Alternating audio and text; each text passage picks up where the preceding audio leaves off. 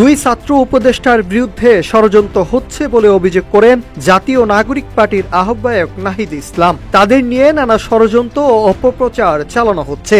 এই দুইজন ছাত্র উপদেষ্টা আমাদের নাগরিক পার্টির কেউ নয়, কিন্তু তারা গণ অভ্যুত্থানের প্রতিনিধি। গণ অভ্যুত্থানকে শক্তিশালী করতে ও গণ অভ্যুত্থানের আকাঙ্ক্ষাকে বাস্তবায়িত করতে তারা অন্তর্বর্তীকালীন সরকারে রয়েছেন। তাদের বিরুদ্ধে ষড়যন্ত্র করে পদত্যাগে বাধ্য করা হচ্ছে। এসব ষড়যন্ত্র আপনারা রুখে দিবেন।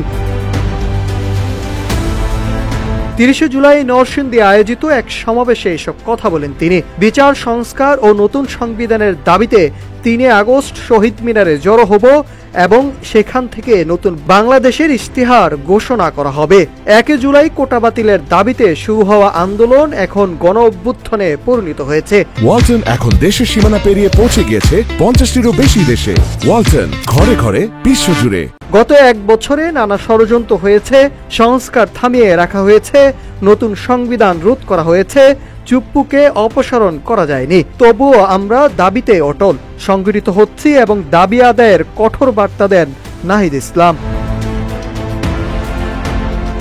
তিনি আরো বলেন, নরসিংদীতে যে গণ অভ্যুত্থান হয়েছিল তার দাবি পরিপ্রেক্ষিতে সারা দেশের মানুষ রাস্তায় নেমে এসেছিল।